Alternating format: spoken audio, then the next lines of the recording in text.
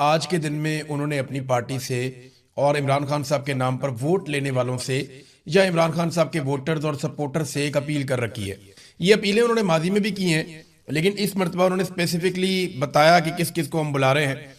उन्होंने कहा जी हमारी फैमिली ने तमाम पार्टी अहदेदारान, सीनियर क़यादत, MNAs, MPAs और सेनेटर से अपील की है कि वो इस मंगल को अडयाला जेल पहुंचे ताकि हुकूमत पर दबाव डाला जा सके। इमरान खान साहब के वकला और अहले खाना को फौरी तौर पर मुलाकात की इजाज़त दी जाए। इमरान खान साहब के इलाज के हवाले से उन्होंने कहा, ज़ाती मुआलिजीन और फैमिली की मौजूदगी में इलाज के हवाले से उन्होंने कहा।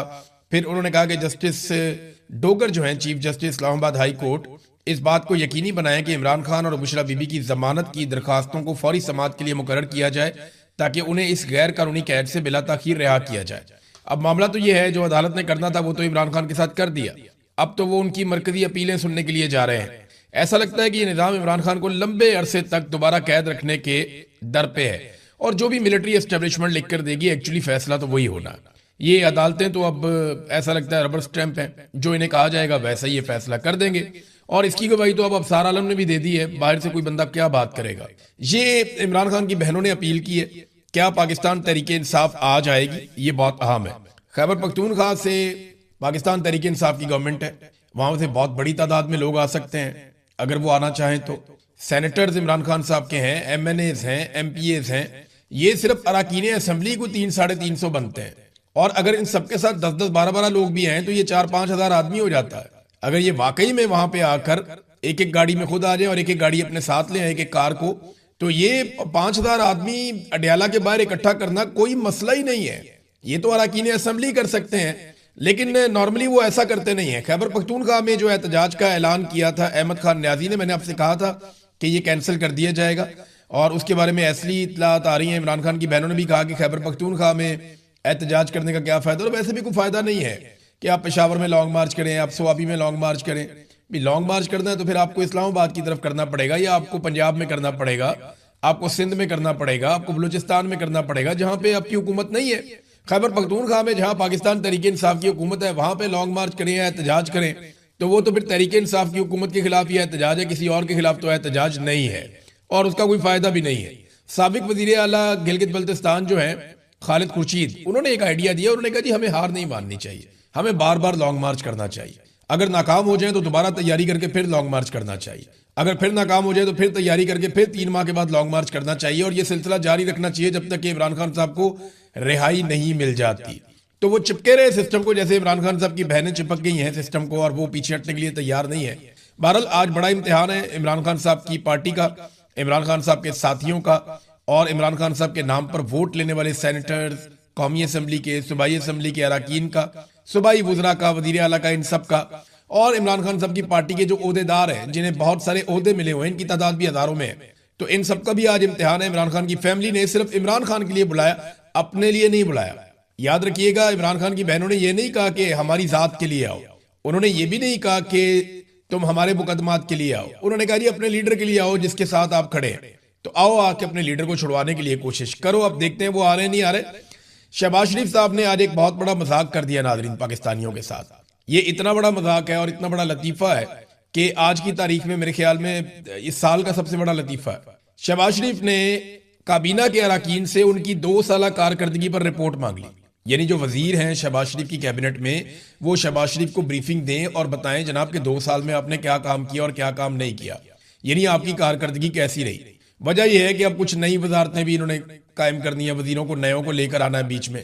लेकिन मेरा सवाल यह है कि तो बड़ी सख्त ज्यादती है बेचारे वज़रा के साथ। सिविलियंस के कंट्रोल में तो पाकिस्तान की कोई चीज है ही नहीं, तमाम चीजें तो पाकिस्तान की मिलिट्री एस्टेब्लिशमेंट कंट्रोल कर रही है। और ये बात वजीर आजम और उनकी काबीना बार बार कहते हैं कि फौज चीजें कंट्रोल कर रही है, हम तो साथ बिला वजह हैं। और ये हुकूमत बार बार कहती है, वजीर दिफा भी कहता है, ना इनके पास सिविलियंस के पास इख्तियार है और ना ही इनके पास मैंडेट है। एक हाइब्रिड निजाम जिसको दोगला निजाम कहते हैं वो पाकिस्तान में चल रहा है। आप वजीर दिफा से क्या पूछेंगे, उसकी हैसियत ही कोई नहीं, वो एक फैसला भी नहीं कर सकता। वो तो एक फौज के छोटे मोटे मामले के अंदर किसी कप्तान या किसी लेफ्टिनेंट, सेकंड लेफ्टिनेंट लेवल के ऊपर भी बेचारा कोई फैसला नहीं कर सकता। वजीर दिफा की तो औकात ही कोई नहीं है, उससे बेचारे से आप क्या हिसाब मांगेंगे जब इख्तियार ही नहीं है। फिर वजीर खजाना की कोई अहमियत नहीं है, क्योंकि मईशत तो सारी की सारी आसिम मुनीर साहब चला रहे हैं। SIFC बनाई है, हर जगह पे एक जर्नैल बिठाया, तो जिस तरीके से आसिम मुनीर साहब मईशत को कंट्रोल कर रहे हैं, जिस तरह उन्होंने बड़े बड़े दावे किए कि यहां से पाकिस्तान ऊंची उड़ान की तरफ जाएगा, तो ये आप किस तरीके से एक वजीर के खाते में डाल सकते हैं? वैसे भी आप उससे पूछ नहीं सकते, वजीर खजाना फौज का अपना आदमी है, वो आपकी काबीना का बंदा नहीं है ना, आप उसको पहले जानते थे। फिर वजीर दाखिला से आप सवाल कर नहीं सकते, वो तो जनाब आपको 2 मिनट में सीधा कर देता है।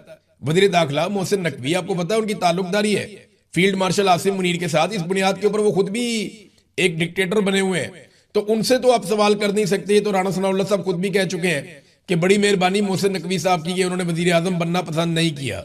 फिर खारजा पॉलिसी में आप इसहाक डार से क्या पूछेंगे बेचारे से? ना कोई लेना ना कोई देना खारजा पॉलिसी से। सारी खारजा पॉलिसी तो आसिम मुनीर साहब चला रहे हैं, सारे दौरे वो करते हैं, हर जगह मुलाकातें वो करते हैं।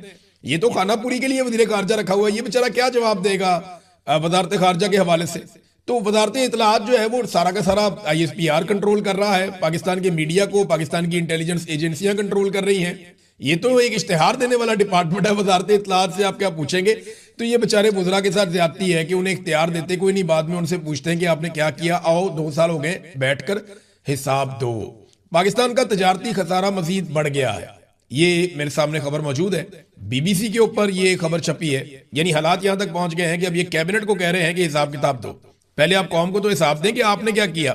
शहबाज शरीफ साहब से गंदा निजाम हुकूमत हमने आज तक पाकिस्तान में किसी डिक्टेटर को भी चलाते हुए नहीं देखा।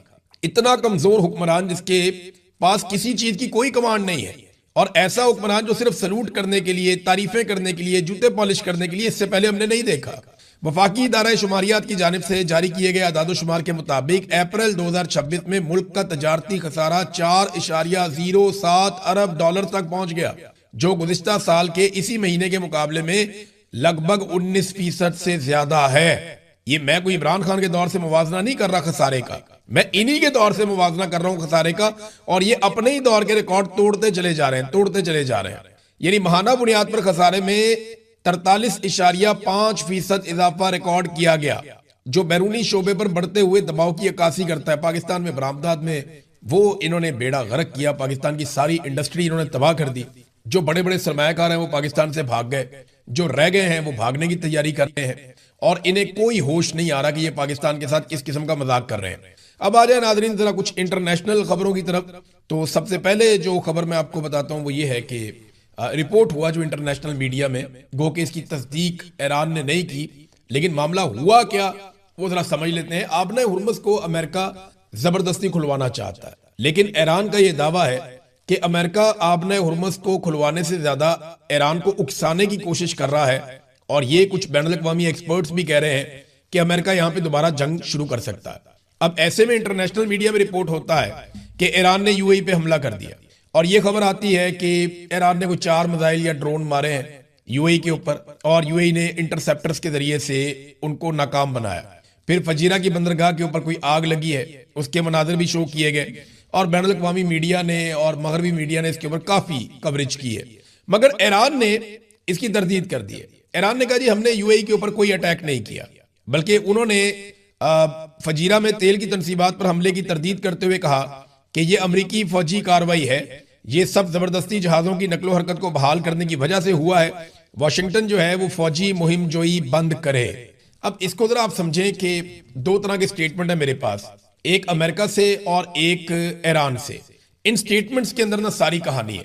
सबसे पहले तो आप ये देखेंगे जो सेंटकॉम के कमांडर है एडमिरल ब्रैड कूपर, ये क्या बयान दे रहे हैं और इनके बयान से क्या खबर निकलती है और सिचुएशन आपको कैसे समझ आती है। लेकिन CNN ने इससे पहले खबर दी है, और खबर यह दी है कि डोनाल्ड ट्रंप से एक खुफिया मुलाकात की थी एडमिरल कूपर ने, और ये सेंटकॉम के कमांडर हैं। इन्होंने पहले खुफिया मुलाकात की डोनाल्ड ट्रंप से। एक तो मुलाकात वो है जो मैंने रिपोर्ट की, जो पूरी मीडिया में रिपोर्ट हो गई। दूसरी वो है कि एक खुफिया मुलाकात की इन्होंने, उस खुफिया मुलाकात के बाद ये फौरी तौर पे मिडिल ईस्ट चले गए और बहरा अरब में जाके इन्होंने अपने मरीन्स को गाइड करना शुरू किया। अब वो जो स्टेटमेंट दे रहे हैं यहां से खित्ते में से, वो क्या कह रहे हैं मिडिल ईस्ट में से, उन्होंने कहा कि क्रूज मिसाइल अमरीकी बहरिया के जहाजों और तजारती जहाजों दोनों को निशाना बना रहे थे, लेकिन ज्यादातर तजारती जहाजों को हमने अपना भी दिफा किया और अपने अज़म के ऐन मुताबिक तमाम तजारती जहाजों का भी दिफा किया। वो ये कहते हैं कि जो क्रूज मिसाइल आए ईरान की जानिब से, ये अटैक कर रहे थे हमारे जहाजों पे और साथ में ये अटैक कर रहे थे तजारती जहाजों पे। लेकिन ज्यादातर इन्होंने हमला तजारती जहाजों पे किया है। लेकिन हमने अपने आप को भी बचाया और तजारती जहाजों को भी बचाया है। तजारती जहाजों पर ड्रोन हमले किए गए और हमने अपने अज़म के मुताबिक इन सब का दिफा किया। और फिर वो छोटी कश्तियां सब तजारती जहाजों के खिलाफ जा रही थी, जिन्हें अपाची और सी हॉक हेलीकॉप्टर्स ने तबाह कर दिया। यानी ईरान की वो कश्तियां जो इन तजारती जहाजों पे अटैक कर रही थी या उनकी तरफ जा रही थी, उन्हें कुछ अपाची हेलीकॉप्टर हैं अमेरिका के, और उसके अलावा वो कह रहे हैं जी कि कुछ और हेलीकॉप्टर्स हैं, सी हॉक हेलीकॉप्टर्स, उन्होंने तबाह कर दिया। ये अब सेंटकॉम के कमांडर का स्टेटमेंट है। इसके ऊपर जो ईरान का स्टेटमेंट है वो क्या है? गुज़िश्ता चंद घंटों में आबनाए हुर्मुज़ से एक भी जहाज नहीं गुजरा। खिलाफ वर्जी करने वालों को फैसला कुन तौर पर रोक दिया जाएगा। और ईरानी फौजी नेवी के कमांडर ने यह बयान दिया कि गुज़िश्ता चंद घंटों में आबनाए हुर्मुज़ से कोई भी तिजारती जहाज या टैंकर नहीं गुजरा है। अमरीकी हुकाम के बयानात बेबुनियाद और सरासर झूठ है। कोई भी दीगर समुद्री कार्रवाई जो IRGC नेवी के ऐलान करदा उसूलों के मुनाफी होगी, उसे संगीन खतरात का सामना करना पड़ेगा और खिलाफ वर्जी करने वाले जहाजों को फैसला कुन तौर पर रोक दिया जाएगा। यहां पे एक और चीज रिपोर्ट हुई है, और चीज ये रिपोर्ट हुई कि जनूबी कोरिया का एक बहरी जहाज निशाना बन गया। और उसके निशाना बनने के बाद डोनाल्ड ट्रंप ने एक ट्वीट किया, क्योंकि देखें ना, अमेरिका ने कहा था कि हम यहां से आपको महफूज रास्ता देंगे और निकालेंगे। ईरान ने कहा था अमेरिका की बातों में कोई ना आए, हम मारेंगे। अब अमेरिकन सेंटकॉम के कमांडर कहते हैं जी हमने निकाल लिया बहुत सारे लोगों को। जब उनसे पूछा गया कि कितने लोगों को निकाल लिया, तो इस पर उन्होंने कहा कि तादाद मैं नहीं बता सकता। यानी उनके पास बताने के लिए मुकम्मल इंफॉर्मेशन नहीं है, या वो इंफॉर्मेशन देना नहीं चाहते। ईरान ने, अब ये डोनाल्ड ट्रंप का स्टेटमेंट है, ईरान ने प्रोजेक्ट फ्रीडम के तहत जहाजों की नकलो हरकत के हवाले से गैर मुतल्लका अक़वाम पर कुछ फायर किए हैं, जिनमें एक जनूबी कोरिया का कार्गो जहाज भी शामिल है। शायद अब वक्त आ गया है कि जनूबी कोरिया इस मिशन में शामिल हो जाए। हमने 7 छोटी कश्तियां, या जैसा कि वो इन्हें पुकारना पसंद करते हैं कि तेज रफ्तार कश्तियां, वो हमने मार गिराई हैं। इनके पास अब यही बचा है, यानी ये छोटी कश्तियां यही बची हैं, इनको हमने मार गिराया। और वो ये कह रहे हैं कि हम ये काम करेंगे। कल सुबह एक प्रेस कॉन्फ्रेंस करेंगे, ये भी उन्होंने कहा। Dan Caine joint chief of staff के साथ एक प्रेस कॉन्फ्रेंस होगी इस मामले पर। आपकी तवज्जो का शुक्रिया। ये डोनाल्ड ट्रंप ने अब स्टेटमेंट इसके ऊपर दिया है। अच्छा, यूएई ने भी एक वजारत दिफा ने स्टेटमेंट जारी किया। उन्होंने कहा जी हमें ईरान की जानिब से 12 बैलिस्टिक मिसाइल, 3 क्रूज मिसाइल और 4 ड्रोन मारे गए, और हमने उन्हें मार गिराया। यानी ये सारे हथियार हमने तबाह कर दिए, ये यूएई ने दावा किया। जबकि ईरान ने जो वीडियो जारी की है उसमें जो शॉट्स फायर किए जा रहे हैं, या रॉकेट या मिसाइल फायर किए जा रहे हैं, उसके बारे में ईरान ने दावा किया कि ये वार्निंग शॉट्स हैं। ये हमने इसलिए नहीं चलाया कि हम किसी को मारना चाहते थे, हमने ये वार्निंग दी है। और यहाँ पे ये भी कहा जा रहा है ईरान की जानिब से कि एक फॉल्स फ्लैग ऑपरेशन हो रहा है। जो तजारती जहाज यहाँ से गुजरना चाहते हैं, उन्हें ईरान की जगह पे दूसरे ममालिक भी, अमेरिका या इसराइल के ऊपर वो इल्जाम लगाते हैं कि वो भी तबाह कर रहे हैं, और वो ईरान के खिलाफ एक लड़ाई का जवाब घड़ रहे हैं कि कुछ भी करके मौका मिले और ईरान के खिलाफ एक बड़ी लड़ाई शुरू हो सके। प्रोजेक्ट फ्रीडम को अब्बास अरागची, जो कि वजीर खारजा हैं ईरान के, उन्होंने प्रोजेक्ट डेडलॉक करार दिया। उन्होंने कहा पाकिस्तान कोशिश कर रहा है, मुज़ाकरात में पेशरफ्त हो रही है, सब्र का मुजाहरा करना चाहिए। अमेरिका और यूएई को बदख्वाहों से मोहतात रहना चाहिए। यानी यहाँ पे खित्ते के अंदर सूरत-ए-हाल खराब करवाई जा रही है, आप मोहतात रहें। आबनाए हुर्मुज़ के वाकयात का कोई फौजी हल नहीं है, इन मामलात का हल सिर्फ सियासी है, तो सियासी हल निकालना चाहिए। अब नाज़रीन, मैं ब्लूमबर्ग की एक रिपोर्ट देख रहा था, उस रिपोर्ट में चाइना के हवाले से बहुत बड़े खतरे का इजहार किया गया। याद रहे कि अभी डोनाल्ड ट्रंप ने एक हफ्ते के बाद चाइना जाना है, और चीन का उनका दौरा जो है उसके लिए चाइना में भी तैयारियां हो रही हैं, अमेरिका में भी तैयारियां हो रही हैं, और अमेरिका ये चाहेगा कि चाइना के दौरे से पहले बहुत सारी चीजें सेटल हो जाएं। ब्लूमबर्ग की रिपोर्ट के मुताबिक चीन का रवैया माजी की निस्बत बहुत तब्दील हो चुका है, और अमेरिका के लिए एक बहुत बड़ा नया चैलेंज बन गया है। पहले चीन गैर सरकारी तौर पे या सालसों के जरिए से अमेरिका को रिक्वेस्ट करता था कि आपने फला फला पे पाबंदियां लगवाई हुई हैं, हमें काम करने दें, कारोबार करने दें, हमें उनके साथ चलने दें, तो वो रिक्वेस्ट करके तरीके से आता था चाइना। लेकिन अब वो अमेरिकन पाबंदियों की खुलकर मुखालफत कर रहा है। यानी वो रूस के साथ और ईरान के साथ मामलात में अमरीकी पाबंदियों को चैलेंज कर रहा है। वो यकतरफा अमरीकी पाबंदियों को अब तस्लीम नहीं करता, और जो कुछ चीन कर रहा है इससे अमेरिका की डॉलर की बालादस्ती खत्म करने की तरफ वो बढ़ रहा है। चाइनीज बैंकों के ऊपर पाबंदी लगाना अमेरिका के लिए बहुत मुश्किल है, और उसकी एक वजह उन्होंने ये बताई कि पूरी दुनिया, खासतौर पे जो आलमी सप्लाई चेन है, वो बहुत बुरी तरह मुतासिर हो जाएगी अगर इस वक्त अमेरिका ने चाइनीज बैंकों के ऊपर पाबंदी लगाई। तो यहां से अमेरिका अगर पीछे हट जाता है अगर इस पोजीशन से, तो फिर अमेरिका का जो पाबंदियों वाला हथियार है वो हमेशा के लिए कमजोर हो जाएगा।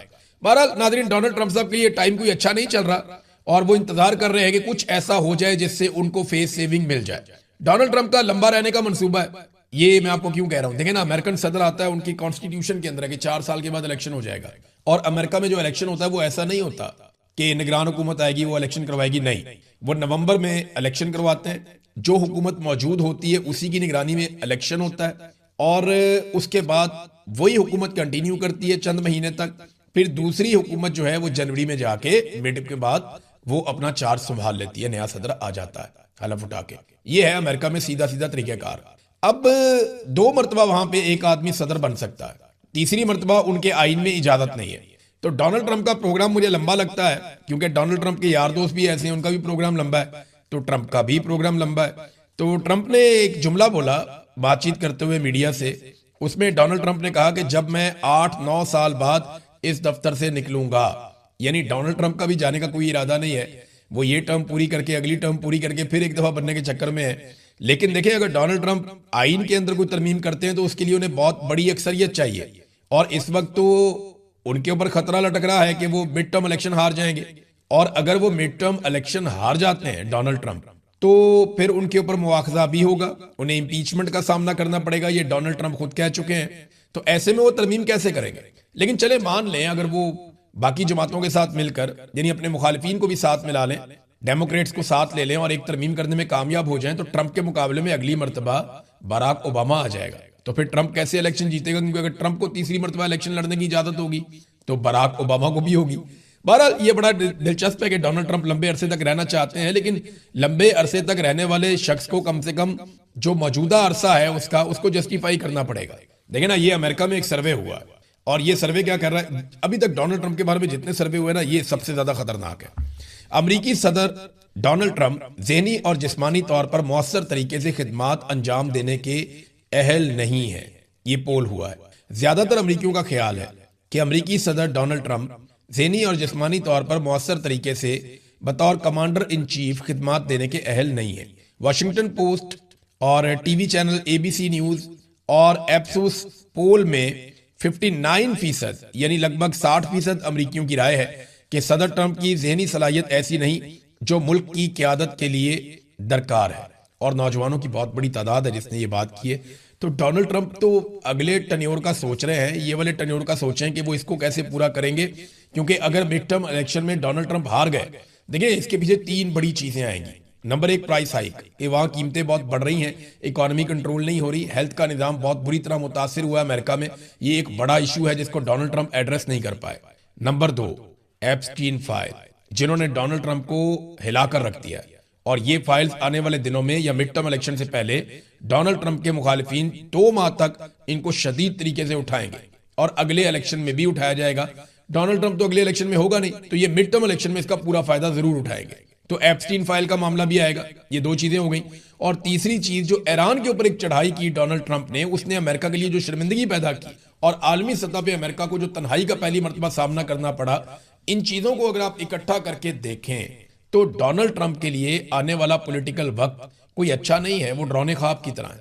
लेट्स सी क्या होता है। पाकिस्तान में भारत आज बड़ा इम्तिहान है, देखते हैं पाकिस्तान तहरीक इंसाफ के लोग इमरान खान के लिए आते हैं या नहीं आते उनकी बहनों की कॉल पे। इमरान खान साहब की हालत कितनी खराब है, इसके बारे में सलमान सफदर साहब ने अदालत में आज स्टेटमेंट दिया। इमरान खान की बहनें भी वहां पे मौजूद थी। उन्होंने कहा, जी जो मुझे इमरान खान ने बताया मैं एज इट इज आपको बता देता हूँ, कि जैसे उन्होंने कहा उन्हीं अल्फाज में बयान कर देता हूँ। अब ये सलमान सफदर साहब जो है ये प्रोफेशनल वकील हैं, इन्होंने फीस भी ली है इमरान खान साहब के मुकदमात लड़ने के लिए, और ये प्रोफेशनल वकील के तौर पे अपनी ड्यूटी कर रहे हैं। गैर सियासी आदमी है, तो इनका कोई सियासत से ऐसा कोई ताल्लुक भी नहीं है। तो इन्होंने अदालत में जो बताया, इन्होंने कहा इमरान खान ने जो कहा वो ये है कि उन्हें और उनकी अहलिया को 22-22 घंटे तक कैद तन्हाई में रखा जाता है, हमें सलाम का जवाब तक नहीं दिया जाता, मेरी एक आंख से अब मैं नहीं देख पा रहा, और डॉक्टर्स उसको नाकाबिले इलाज करार दे चुके हैं। ये है जनाब इमरान खान साहब की हालत। पाकिस्तान का सबसे मकबूल लीडर, पाकिस्तान का सबसे मकबूल शख्स, पाकिस्तान का एक शानदार आदमी जिसको पूरी दुनिया में लोग जानते हैं, और पाकिस्तान में अगर कोई एक आदमी जिसके बारे में आप ये कहें कि पूरी दुनिया में उसकी पहचान है और पाकिस्तान की पहचान की एक बड़ी वजह वो खुद आदमी बना, तो वो इमरान खान है। ये सच है और हमें ये सच मानना पड़ेगा। आज नहीं मानेंगे तो आपको कल मानना पड़ेगा। ये journal of the record meetings के अंदर इनसे आप बात करें तो ये मानेंगे कि इनका कद जो है इमरान खान के मुकाबले में कुछ भी नहीं है। ये कुछ भी नहीं बेचते इमरान खान के मुकाबले में। वो 50 साल से इस कौम का हीरो चला आ रहा है, पूरी दुनिया में उसकी पहचान है, एक बड़ा आदमी है और उसे सिर्फ एक जिद के चक्कर में एक मिलिट्री जर्नल ने जेल में बंद किया हुआ है और उसको निशाने इबरत बना रहा है सिर्फ कि जनाब हम हार नहीं सकते, हमने हर हाल में जीतना है, हमने इसको शिकस्त देनी है। भाई जीतना है जाके इंडिया से जीतें और जीत के कश्मीर को आज़ाद करवा लें। जीतना है जाकर आप इसराइल से जीत लें और फलस्तीन को आज़ाद करवा लें। भाई जहां आपने वादे किए हुए जीतना है वहां पे आप लड़ाई नहीं कर रहे। और वो कौम जिसने आपको अपने खून पसीने से कमा कर दिया, जिसने आपको इतना पैसा दिया, जिसने आपको हथियार दिया, आप उसी कौम के सबसे मकबूल और बड़े लीडर को मार रहे हैं और लगातार मार रहे हैं। अब वो ये तक कहने पर मजबूर हो गया कि मुझे एक आंख से नजर नहीं आ रहा और डॉक्टर ने कहा है कि इसका इलाज नहीं हो सकता। बुशरा बीबी की आंख का इलाज चल रहा है। अब अदालत के अंदर जाते हैं। देखिए पाकिस्तान तहरीक इंसाफ अदालत में तो जाती है लेकिन अदालत में इंसाफ नहीं है। ये जज इंसाफ नहीं दे पाएंगे। ये बात पाकिस्तान तहरीक इंसाफ को समझनी चाहिए। जब तक पाकिस्तान तहरीक इंसाफ या पाकिस्तान की कौम दबाव नहीं डालेगी तब तक इंसाफ नहीं होगा। और ये इंसाफ अदालत में नहीं होना, ये मिलिट्री एस्टेब्लिशमेंट को आपने पकड़ना और आपने उनको निकालना है इस सारे मामले से। जब तक पाकिस्तान की मिलिट्री एस्टेब्लिशमेंट इन्वॉल्व है तब तक कोई अदालत इमरान खान को किसी किस्म का इंसाफ नहीं दे सकती। अलीमा खानम ने इसके बारे में वाज़ेह स्टेटमेंट दिया। उन्होंने कहा जज की शक्ल पे कम से कम इंसानियत आ जानी चाहिए थी, तो जज की शक्ल पे उनको इंसानियत नजर नहीं आई। जज साहब बहुत सख्त परेशान थे कि मैं किसी तरह इस केस को निकालकर आईनी अदालत में भेज दूं। यानी जज साहब को यह कमिटमेंट दी गई है कि आप यहां पे कर दें, आपको हम बचा लेंगे और आईनी अदालत के अंदर हम दोबारा इमरान खान साहब को रगड़ देंगे। इंसाफ देने वाला जज होता तो इमरान खान की आंख का सुनकर उसका दिल हिल जाता, लेकिन जज ने किसी किस्म का उस पर सवाल ही नहीं किया। वो बार बार कह रहा था हो जी अपील की तरफ। जब वो बता रहे थे कि इंसानियत का मामला देखें आप, ये क्या हो रहा है, तो जज वो बात ही नहीं सुन रहा था। वो कहती है ऐसा लगता है इस जज को कॉलें आई हैं और ये फैसले देने से डर रहा है। ये जनाब इस्लामाबाद हाई कोर्ट की हालत है। जो जजेस वहां पे केस सुनने की ताकत या हिम्मत रखते थे उन जजेस को वहां से ट्रांसफर किया जा रहा है। हालात पाकिस्तान की अदलिया के भी पतले ही है। लेकिन क्या इमरान खान साहब किसी अदालत से बाहर आ जाएंगे? सवाल ही पैदा नहीं होता। मैंने आपको पहले भी कहा, मैं आपको अब भी कह रहा हूं और जिम्मेदारी से कह रहा हूं, जितनी ताकत आसिम मुनीर की बढ़ती जाएगी उतना इमरान खान साहब को मजीद तबाह किया जाएगा, उतना इमरान खान साहब को मजीद दबाया जाएगा। ये एक जिद जैसी कैफियत है कि कुछ भी हो जाए इमरान खान को नीचा दिखाना है, इमरान खान को कमजोर दिखाना है, इमरान खान को और उसकी पार्टी को बर्बाद करना है। ये एक जिद है और इस